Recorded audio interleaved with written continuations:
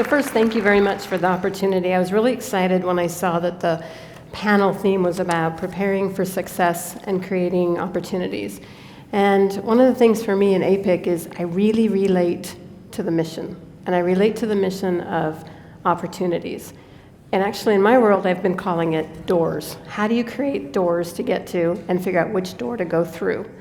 And if I step back a little bit I graduated from Montana State in 1989. And after I graduated, I came to Alaska.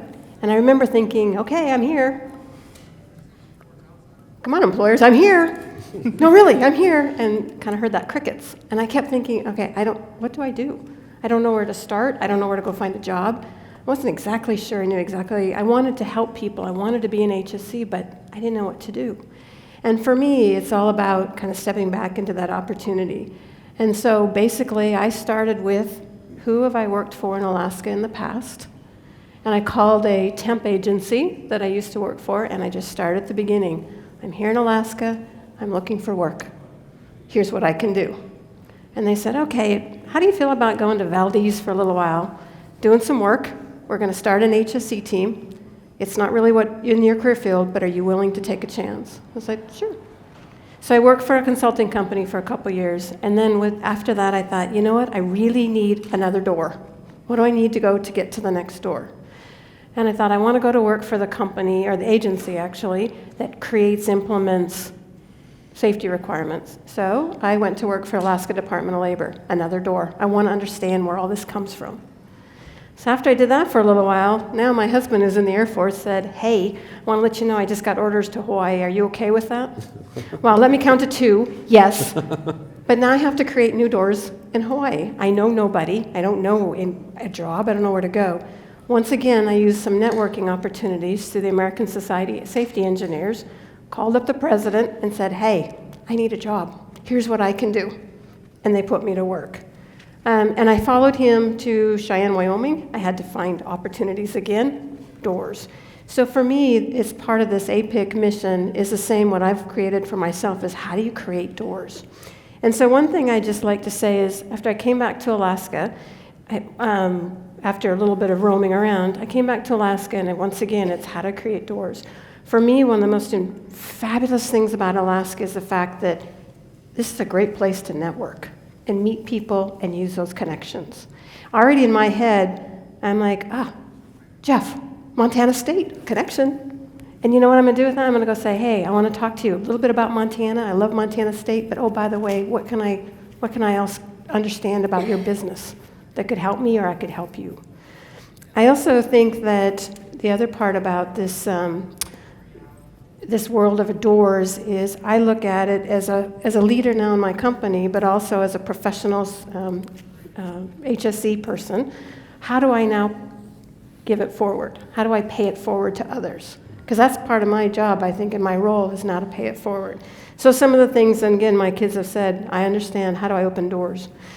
So one of the things you might do is it's networking. I hope you all have taken advantage of networking here. There's people here I haven't seen for years. That's the beauty part of Alaska. But for me, APICC is awesome because it promotes that promotes that opportunity. The other thing I would like to say is my APICC story is congratulations to NSTC. So I was around, I don't remember if it was day 1, but after 20 years, I reserve that right to say I can't remember if it was day 1. But I know that in the beginning, I helped with NSTC, with the materials, and I was an instructor because I knew it was a great way to help success for people who were coming to, sometimes new to Alaska, to go to work for the slope. Never been in Alaska before, much less working in such an environment that can be different. So for me, it was setting people up for success. And then also, I work for a company now that certainly believes in opportunities for people. So BP also supports APICC, as you know, you've heard of as a sponsor, and also our board members. We also make sure that we have scholarship programs that we use for people in the process technology programs at UAA. BP's last year we hired 2 entry-level operators, and since 2002 we've hired 183. So we also believe as a company how you have to pay it forward and how we look at the workforce in the future. So maybe just for 2 things to wrap up. So for me, my story is it's all about, and even with my kids, how do you get more doors? How do you get to those doors? And the doors are, one is you have to make things happen. You yourself have to take some action. Just by meeting people today, I just met James at my table, and I said, how can I help you? Because I know you're not here just for lunch. Okay? Well, we might be. But I know you're also here because you want opportunities. And so how can I help him maybe get to a next step or know somebody? So I'd ask you that today, meet somebody you don't know. And also I'd like to ask you is step into that space of how can you help somebody else get to that next step? Kind of more on a mentor or help somebody with that conversation. So that's a little bit of my APICC. I definitely relate to the mission statement. Great. Well, thank you so much. Excellent. Well, what a great story. And before we open for questions, we'll hear a little bit more of the story of the other panelists. So Liz, would you tell us your APICC story? Yeah, I will. And for starters, I should probably share the way I even got on the panel was through our company. It came down and said, Liz, do you want to be on this panel? And I said, oh, sure. Who's APICC?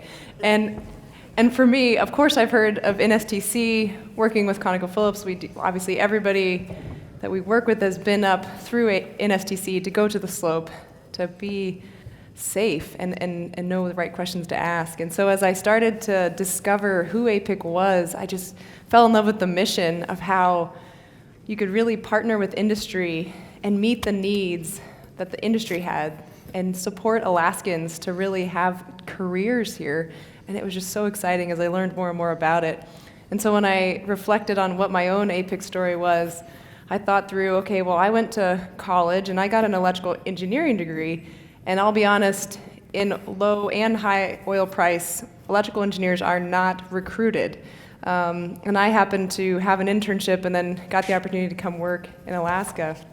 And what I found was that foundation, and it can be any foundation that's strong, like with APICC, gave me the opportunity to jump into industry, into a company that worked to develop me. And I can tell you I had a broad array of jobs. I started out as a drilling engineer, and I have to laugh because if I get on an airplane to go somewhere, I always get asked, oh, are you a school teacher? And I laugh. My mom is a school teacher, so I love school teachers. But just seeing how people would assume something and not understand, when I told them I was a drilling engineer, they really didn't understand, why would you want to do that? And again, it's that strong foundation that I had and how a company was able to take me and train me through experience and really getting into the field and having people around me that would teach me and show me how to do things safely and how to ask the right questions. And I love the fact that at my company, they've been able to give me all these different opportunities, and as long as I was willing to say yes, even though I had no idea what that job title really meant, or what it would entail or where it would take me, it's really provided so many cool learning experiences. I was a company man on one of the drilling rigs at ConocoPhillips, which at the time for the ConocoPhillips operation, I was the only female. And so I can remember through the Guytronics on the rig where they would call out people or make announcements, they would be like, what do we call you? Because everybody else we say, company man such and such, Bob. And so it was just a really neat opportunity. And after I went through that, other women were also given the opportunity to be company men on the rigs. And one of the more odd opportunities that was brought towards me was to be a skills manager for ConocoPhillips, and that was another thing, and I'm like, what is that? And it was a new job they had created totally outside of my drilling and rig world that, again, I was willing to take that opportunity and challenge myself and learn. And again, just learned, it was probably one of the coolest jobs I've had. And the networking and the growth that I saw through that, being out of my comfort zone, was really cool. And so really my APICC story is identifying with that strong foundation and then being able to get into industry and being willing to take whatever opportunity comes your way. Because, we even talked at our table how you can have a vision of something you want to do, and so often it's not a straight line, it's not the path that you thought. When you look back, you think, I went through all these different aspects of my career, and I never would have guessed that's the story that it would have entailed. So that's my APICC story. Oh, that's great. I have so many questions, but we have to wait. Well, there's more. Pearl, can you tell us your APICC story? Sure. My APICC story is kind of interesting, and I kind of laugh at Liz because, you know, I've been a part of Ilisagvik College for a decade, for 10 years, and so I've heard of APICC for a really, really long time, but it was kind of finally time to be like, all right, so what exactly is APICC? And we've had great staff on board they've worked with APICC for years and years and years, and it's like, all right, well, now it's time for me to really understand a little bit more. But really, you know, I think where the core is that APICC, one of the main tenets is that we have Alaskans here ready to do the jobs in Alaska. We need to be self-sustainable. We want to have local control. We want to fill those jobs with our people here in the state. And that really resonates with me, and it kind of, because that's what we do at Ilisagvik. That's our purpose and main goal, is that we have residents and we train across the entire state, but we have to do that with partnerships. But even taking it one further is that I suppose that I feel that I'm a big part of that story. I was born right here in Anchorage. Well, I was almost born in the sky on the way to Anchorage, but which my dad is a pilot, he would have loved that, but no, you know, Mom waited. And so I'm from Alaska. I was born and raised here. I split my time between here and Northern California for a large chunk. But I've always been Alaska, and I've always been Alaskan, and I've always been Inupiaq. I've always been from Barrow. And so as I progressed, I went through, I did community college down in the lower 48, and then I went to UAF, and I am a proud UAF alum, and I've received all my degrees from there, and that's all in the bio, of course. But then I went home. And I've done, you know, various jobs, but then 10 years ago, I went out to the college. And I kind of maneuvered my way through, and I had no intention of ever being president. That wasn't even in my wheelhouse. I had no ideas. But about 5 years in, we had a transition. And in that transition, our current president was leaving, or I guess that would have been 6 years ago. Our president was leaving, and so I thought to myself, well, who else is going to take this role, and who else is going to take this on, and who is passionate about education and about training and about our local people being in these roles? And I'm local and I'm here, so maybe I ought to toe the line and take this opportunity. So I applied. I was selected as the top 3 for the president, but out of that 3, I was not selected. An individual from the lower 48 was selected to come up and lead our institution, and I said, all right. I said, okay, well, maybe I'm not ready yet. I was, you know, the first few weeks, I was a little upset, you know, like, come on, I mean, we're talking about local control here, right? I'm local. But did I really want the job? Well, you know, maybe I just wanted to complain a little bit. So the new person came on, and I was 100% on board to help them through the process. A year later, it wasn't a good fit, and they left, and I got called in to come off of maternity leave. My daughter was about a month and a half old, and the college said, can you come back and take the role of president as an interim? Long conversation, and the gist of it is, my husband and I decided, all right, let's do this, let's make this happen. And I returned home to Barrow, and I've been in that position ever since. So I think and that was 5 years ago, and I love what we do. I'm very passionate about what we do. I think education is the key. And not everybody has to go to college, but college isn't just academics. There's so much more to the picture than that. And so that's such a big piece of what it means in the APICC story, is that we have the people here that can do the jobs that are here in our state, and we want to make sure that that happens. And so we have these incredible partnerships, and that is the best thing, the best connection we can have. Excellent. Oh my goodness, these are great stories.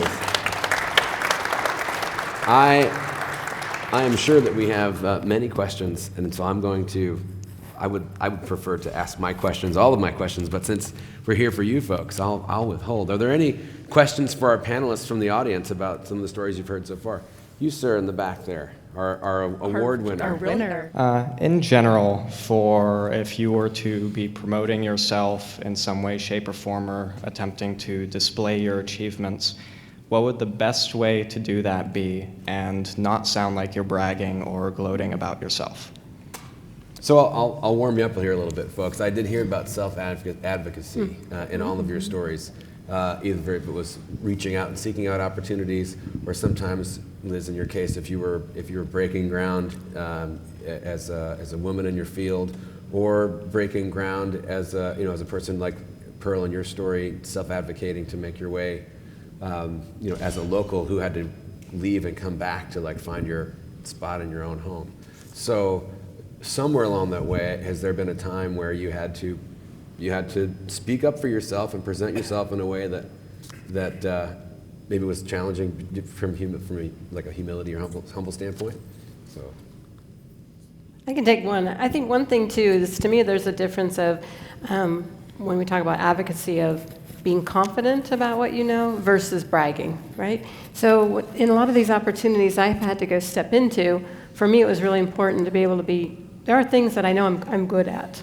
And it's not bragging, it's just I know I'm good at, for instance, if it's maybe some sort of facilitation or training, it's one skill that I'm good at, and it's because I've worked at it, I've trained at it, I've gotten feedback at it. So when I go to look for an opportunity and they say, so why should we hire you, or what can you do? I'm okay confidently to say that. To me, that would be different a little bit too than being able to say, well, I'm the best speaker in the entire world. Probably not. But so for me, it's okay, even when I have people that I interview and they say, I'm really good at this. I actually want to know that. So I think one thing is look to things that you know you can do and be confident in that, and confident is okay.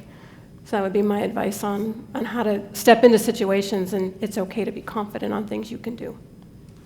great. Thanks so much, Marit. Liz, did you have I see some eyebrows. No, there. yeah, I had a thought there. I was thinking through, as you're really good at something, a lot of times the results speak for themselves.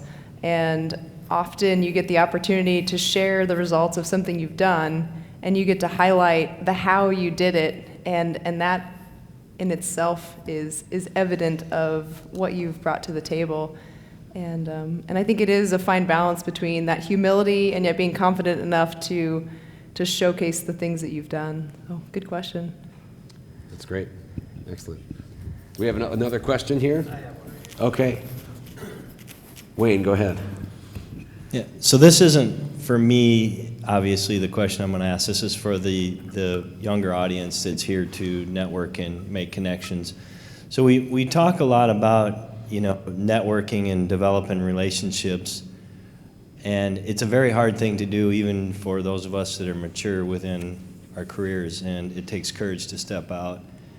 But I look back and I think about the kids that are graduating high school and making those connections. Can you give some advice to us or to them about how to connect in and have those conversations and develop that network of people that you rely on, that you can go to, and really to broaden their understanding of the different career opportunities that would exist?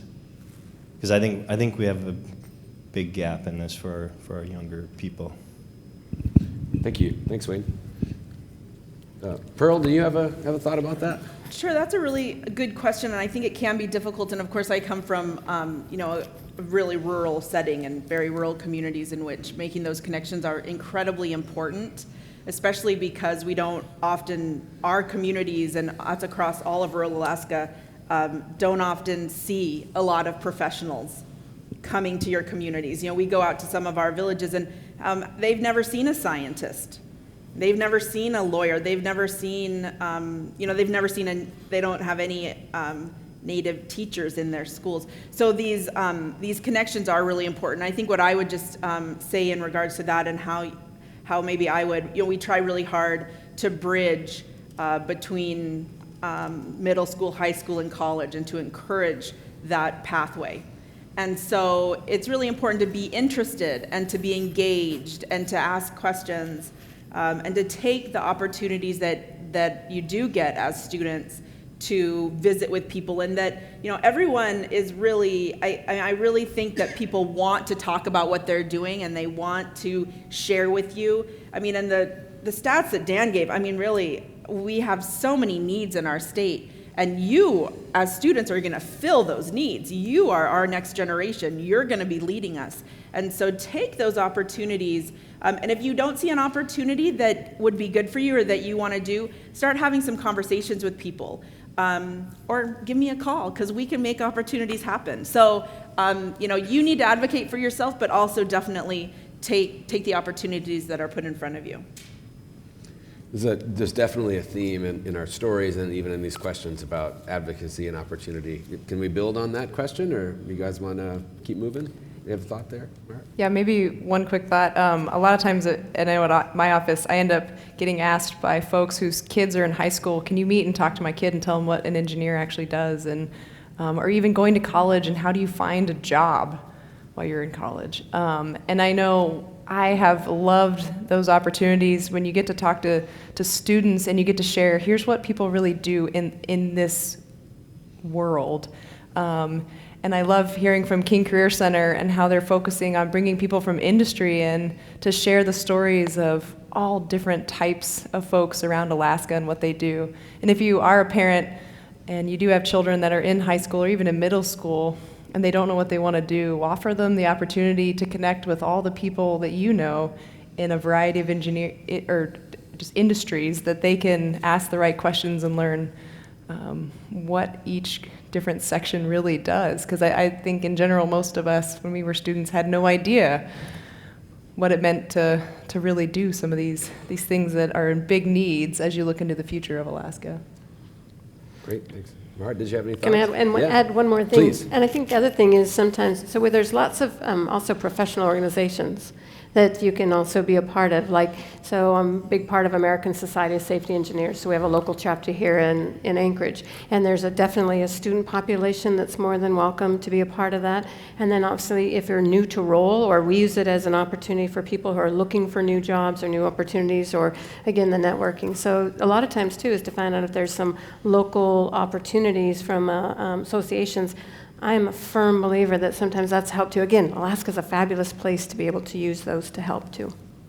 Great, thanks. Could I add one thing? So I know that kind of question's for our students in the room, but I just really advocate, this is an amazing group of professionals and you work for amazing organizations across our state.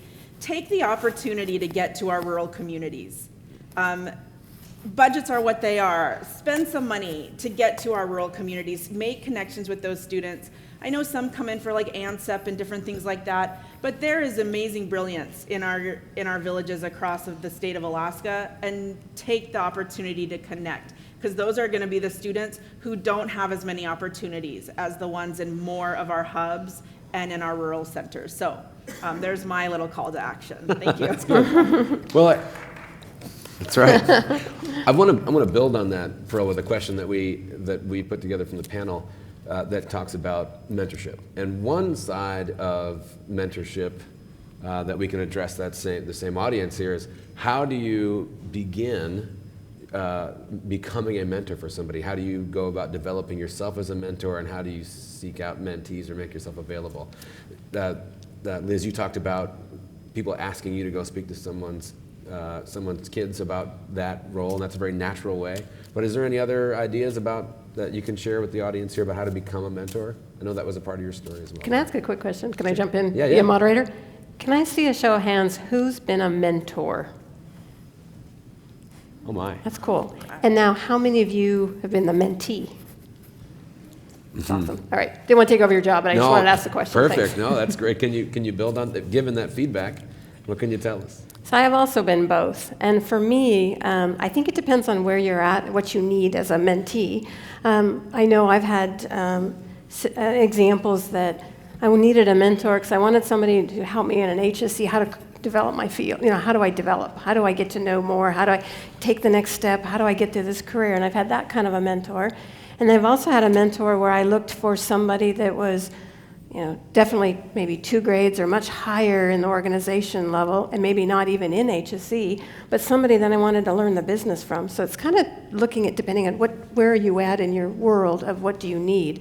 And sometimes it's very formalized. Our company happens to have a bit of a formal program, but I've also been a mentor to people outside of my company who, again, needed help career-wise in HSC. And I think that we've talked about is, again, in Alaska, we love to help other people, and we love to help Alaskans. So for me, that's just one piece of the mentor program. Is depends on what stage you need and who you want. But certainly, if you can seek and find somebody that you feel will help you in whatever that space is. There are a couple of little ground rules. For me, is I hope that the mentee, I expect my people that I mentor, you have to help me. What is it you want? What is it? What is our goal? Are you looking for career help? Are you looking for a safe space just to walk through a problem? Hey, I got this presentation. Will you practice with me? I kind of like to know what is it you want. And then the other piece on that is it's kind of like Weight Watchers. I kind of expect you accountability a little bit. So I'm going to follow up with you and say, after you've figured out what you want, what are you going to do? And then I'm going to have you follow up for making sure you've done it too. Because that's how you know that this will be successful at the end. So there are some ground rules, I think, that helps the person as well as the mentor. Okay, great. So that's interesting, just kind of set goals, intentions, and boundaries around being a mentor. Great. Sometimes it's over coffee, though. Okay. Anything to add to that, Liz? Really, for the students, one of the things that I've seen is some of the, what I would call strongest mentors, we've never used the formal title of mentor. And I would say, really, it's not until even a few months ago that I officially had a mentor. But I've had so many people that I would say I had that mentor-mentee relationship with, and so much of that was really driven out of they saw development opportunity in me, and we had a connection, whether through similar job or experience, and we were able to build off that connection. And one of my favorite quotes that I've read really for the students is, instead of the philosophy of saying, okay, I need to get a mentor and then I'm going to succeed, it's really, okay, excel in what you're doing and then you'll get a mentor. Mm-hmm. So really be in a spot where people see you and get excited and think, oh, I can help that person develop a little more. When the pupil is ready, right? Yeah. Okay, good. I'd like to turn back to the audience. Yes, sir. This is I don't need the mic. Wait. This is for the young squire in the corner that was asking about, presenting skills and, okay. One of the best things is this yes poster. Young students, I taught at Job Corps, I taught at high school, I taught at a couple different places. One of the best things, I gotta whisper now because it's gonna come way out. One of the best things is when you go in, you're right out of high school, you're right out of some college or wherever, and you don't have a lot of skills, but you do have some things. You say, I will be here on time every day, ready to go to work. Okay? Number one, people are fired from jobs. They don't do that. You promise them, I will definitely be here, ready to work every day before time. I am organized. I am, loyal. I'm a good observer. I can do this. I can do that. There are things that you can do that are not accredited. They don't have a piece of paper that says, okay, I'm smart because here it is. But I do have these skills and this knowledge and this ability that your company is looking for. So that's one thing that I can say. Thanks, Steve. Thank you for that. So the soft skills, that's a term that we might use broadly for that, but that's absolutely the acumen for any career that's going to be important. So thank you for that, for highlighting that. I'd like to know, are there other questions for the panelists? Yes, sir. Marit, this question is for you. I believe you said your husband was in the Air Force. Mm-hmm. For the audience, how many PCS moves did you make over the time that he was in the Air Force? Probably almost 5. Okay, so for the younger people in the audience that are developing their career, you progressed over the span of the time that he was in the military, and you obviously now have progressed very high up the food chain. You're now an HSE manager for BP. Can you talk to the younger folks that are in the audience as far as how you were able to progress making PCS moves? For those of you that don't know, that's a permanent change of station. That's moving from point A to point B around the country. So just for the younger folks, I think that's kind of important. So I appreciate the question because you're right. To be honest, I was the one I always had to kind of go, okay, where's our next location? I have to go find it. And to be honest, the biggest thing that I would do is I would go back to those think of who it is that can help me. And I would start with whether it was a professional organization that I'm associated with, because again, most people, again, in the professional organizations would know what state you're in and you got to find a job. I will tell you one funny one. We got orders to Cheyenne, Wyoming. And when I knew we were going to PCS or move from Hawaii to Cheyenne, Wyoming, wasn't sure what my husband did wrong to make us go from Hawaii to Cheyenne, Wyoming. I like Cheyenne. It's a little windy. But anyway, we got there, and I knew when I knew I was leaving, my big thing that I needed to do first was I started figuring out, what am I going to do? And I found that there was a state of Wyoming had an OSHA program, and they had a consultation and training director, and I called him. I said, you don't know who I am.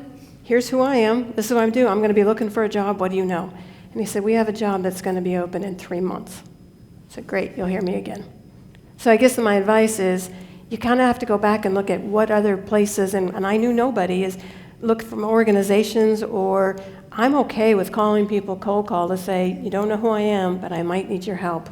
And there are people that will say, no, but I don't give up. And it's back to being, professional about it and good about it. But you're right, you have to take that first step and that first action and figuring out who can you find. And sometimes you don't know anybody, but sometimes it's starting at the yellow brick road. Hopefully I answered a little bit of that question. And it's uncomfortable sometimes. Absolutely. Yeah, that's an important piece. Is it any panelists want to build on that? Or, yeah, well put. Are there other questions from the audience for our panelists? Yes, sir. Let's get you a microphone there. So thank you. I just wanted to go back to Dr. Brower's point about how big companies, if they went out to the rural villages, would that change like the rate of like people native to Alaska? Like, would that make the numbers of Native Alaskans, like would it make the number of hirees that are Native Alaskans, do you think that would go up higher? I do, absolutely. Like, what do you think? How do you think that would affect things though? Do you think it would, like, obviously it'd be good because they know the meaning behind living in those villages and the meaning behind the land and how they treat it, and like, could I just get your opinion on that? Like, what do you think it would do, and do you think you see that in the near future? And I think that's a great question, and I'm so glad you asked it. Yeah, I personally believe in, I'm not always incredibly optimistic, but I'm going to be on this case, is that I think it would revolutionize our state, because we have this incredible wealth of personnel in our rural communities who we're not tapping into. And do each of them want to leave their communities? Absolutely not. Can we find job opportunities and start focusing a little more on our rural communities? Absolutely. We can make jobs in those communities. We can support our rural regions. Some well-noted Alaska Native leader just emailed notice recently said, the wealth of Alaska is in the rural regions, and we're supporting we're supporting the urban centers, and that's true in a lot of different ways. I mean, and I am unabashedly rural centric. I mean, and that's because that's what I do every day. And so no, I think that we have a wealth in our rural centers and in our rural communities that should be taken a little more seriously, and some resources should be pulled to there so that they have an opportunity to think about what the future holds for them, for our state. Thank you. So, building on that question, we had discussed inclusion as a theme, and we talked a little bit about understanding one's own previous experiences and how that might affect the way you're able to include or to feel that you can be included in organizations. So when I think about it, reflecting on this question here, does anybody have any other thoughts on inclusion? I can go first on that one. So that's a big buzzword in our company, and when I first heard it, I said, well, what really is inclusion? And the best definition for me has really been, okay, diversity is getting invited to the dance, and inclusion is getting the opportunity to dance. And I think through more and more about what inclusion means, and it's getting that diversity of thought, of personality, of background, so that if you think about the people around you that do have different backgrounds from the villages, from different countries, and how they do have a different perspective on things, and how valuable that is to driving innovation and creativity and thinking differently. And as I shared earlier, just being more of one of the rare women in the drilling world, and facing that bias, and just how constant we all have these unconscious biases that we're not aware of. One of my favorite commercials, if you have time later, YouTube, the Always Throw Like a Girl commercial. And the premise is, okay, they line up all these people and they say, throw like a girl. And so, I mean, you can imagine your first impression is you just kind of like weakly throw the ball. And then they ask him again and say, no, really, throw like a girl. And they end up throwing, like crazy pitches that are super fast, and how we all, no matter who we are, get caught into these biases where we don't even realize we're doing it, and we're making these assumptions of people. And so when you think about what does inclusion really mean, you have to question, what are my biases? What do I do and I don't even realize, or things I say, or assumptions I make to people? Because that really will revolutionize our work environment. Thanks so much, Liz. Marit, anything to I have build one on that? little story. Sure. So I had the opportunity to go to Indonesia to support a BP project. It's a gas expansion project, and I got to go for 3 years.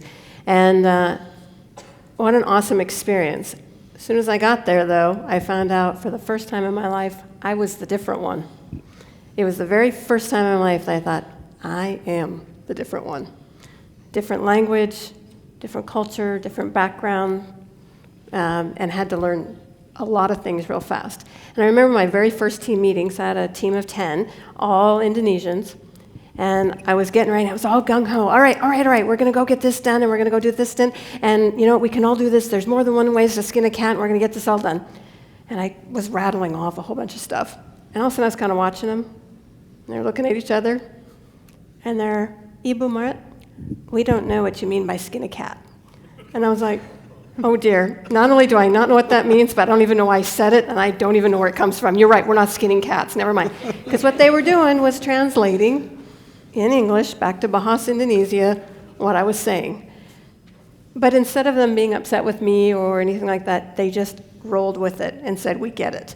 And when I tried to very hard speak Bahasa Indonesia, and instead of asking somebody, how is your dad, because the word ayah is dad and ayam is chicken, I asked them how their chicken was. So I guess what I'm saying from an inclusion is they taught me a lot of lessons when you're the different one. They let me make mistakes. They pointed them out in such a nice way. And so what I've learned about inclusion is don't take things for granted, and don't assume that people don't know something, whether it could be language barriers, it could be different culture, it could be different things. So anyway, my big story on inclusion, I learned a lot in 3 years when I had to step into a space that wasn't always very comfortable, but I learned a lot from the people there. Wow, excellent. Well, I hope some of those responses have answered your question, maybe in a broad way, about including the whole picture, right? All those who are part of the Alaskan workforce. Are there other questions from the audience? Yes, sir. We'll get you a microphone there. So my question is, what are some challenges you guys have faced in your careers, and what advice do you give for us when coming up with challenges in our careers, young, old, new, anything like that? Great, pretty straightforward question. Does anybody have something off the top of your head? So challenges is a pretty broad topic, right? So maybe we'll kind of narrow down challenges. Maybe challenges from, let's think about challenges in beginnings of your career, like an early part of your career. Okay, I can go with that one, Kevin. Right. One of the things I've seen in working with a lot of our either just new to the company or a couple years in is I see, I remember sitting through a training class with them where they were learning how to communicate. And you could tell on the faces of everybody there where they thought, I am such a good communicator, I do not need this class. And I was in there as a supervisor, and I was taking furious notes because I was the one in the midst of having truly challenging conversations with people about your performance, or how can we do this better, or being able to bring two emotional teams together. So when I think of a challenge through my career, one of the things is really driven through communication and realizing that that is something that offers so much value to all of us in whatever area you're in. Being able to really have quality conversations with people, to be able to give negative feedback or coaching feedback, to motivate people, to again be in those scenarios where you have very strong emotions on two totally different opinions, and you have to bring them together to come up with a solution. And it's a skill set that, yeah, you can take a training class, but really when you're in the midst of the fire is when you learn the most. And so my challenge for you students is to take advantage of learning how to communicate and take advantage of any challenging conversation you have to have and ask people, play it out, read books when the opportunity comes. But I know for me that's been a continual lesson where I'm challenged at.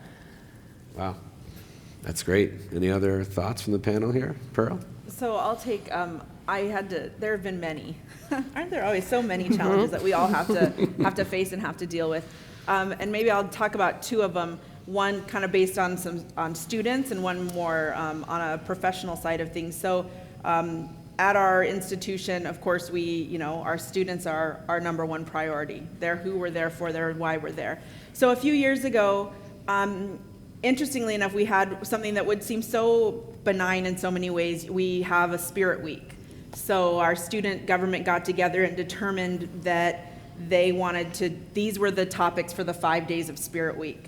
And how it turned out is they basically, they did it. They emailed out our entire institution, and there was kind of an outcry because 2 of the days were actually, there was a lot of, some concern with 2 of the days and the topics that they were not inclusive. They were somewhat, could be deemed racist, so there were some real concerns across the entire college community. So for me, who I wasn't, involved in all of it, and as president, I had to say, oh wow, all right, we have to address this, and we have to address it right now. So we ended up with some complete college community meetings. I had to go straight to the student government and explain to them, because they were just like, well, these are just fun. We're meaning just fun by them. Well, not everybody thinks of these as fun things, and this can elicit some real unfortunate, feelings with others. So that was a big challenge for me, and because you guys are, as you go into students, and being college students, and then on into your professional careers, you have to. I really encourage you to definitely think about the world around you and what can be perceived, and being as respectful as you can, and then taking, so when I went to the students, they really had a hard time understanding where I was coming from. And so we had some really long conversations about things. And so being open to make sure that you're hearing both sides of the story. The other challenge kind of on a professional side is that I, coming into the president's position, had a relatively newer board when I first began. And of course, they're my bosses, but so I was kind of having to manage up to them. So I was managing my own supervisors in a way, and of course they're my elders, and they're leaders in the community, and in our villages across the whole North Slope. So that was a big challenge. It still remains a little bit of a challenge, but it's one of those things where you have to be very humble, and you have to be succinct and very professional about it. And there's a job that needs to get done, and so you need to work together and have good communication and good teamwork in order to do that. Great, thanks, Pearl. Marit, challenges? I'd say certainly a couple. And 2 came to mind too. One, I just remember very early in my career, didn't know a lot about health and safety, and I got asked to present some material as very young and inexperienced in the role, to some very seasoned technical people. I studied, I thought I was good. I got there, I presented it, got the evaluations back, and they were brutal. Like, to this point, I'm not even sure some of them should have been written. And I remember my boss saying, so how did it go? And I said, give me 5 minutes. I'm going to have to collect myself. And I said, the problem is I right, from there, I don't know if I can speak in front of a group again, because that's how bad it was. So one of my other advice would be is when you get a challenge or something happens, it's figure out, okay, so now what am I going to do?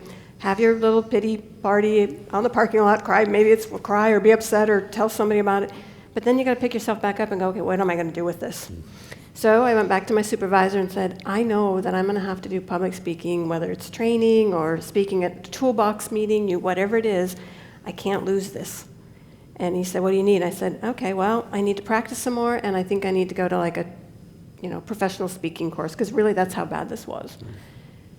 And I guess that's my other piece back is when you get to those challenges, figure out what you can learn from them. Don't let that keep you down. And use that for your next step of whatever it is. Get better at it. And so that's my other key on challenges. Just learn from them and move on. Great. Thanks, Marit. We probably have time for one more question from the audience. Is there one more out there? Yes, sir. So I've had a lot of experience with different STEM programs in the state, whether it be ANSEP or something associated with the Space Center here. So I'm wondering, from your personal experiences, what are some instances of this importance in the state? So I'm hearing importances of STEM programs, is that right? Okay, so here in our state, the importance of STEM. Science, technology, engineering, and math, I have that right? Okay, good, Yeah, thanks. I guess I would just say that absolutely incredibly important. I mean, and probably one of the reasons we're all here is that we recognize that importance and we recognize the need to continue to encourage our students and adults to get into those fields and to take advantage of those opportunities that present themselves and to move them forward, because we are a very technical state in so many ways, and in so many of those, I just keep referring to, the presentation by Dan, but I mean, those are the jobs, and they're all going to be technical, and they're all going to be in those fields, whether it's health, whether it's oil and gas, whether, it's any of the above. Those are incredibly important, and we need to take notice of that. Reflections? Anybody else? We've been talking about STEM quite a bit today, so I think it's pretty well covered topic. Thanks. It sounds like that Pearl speaks for the board, or for the panel on that one. Well said, Pearl. Can we do one more? Great. So is there one more out there in the audience?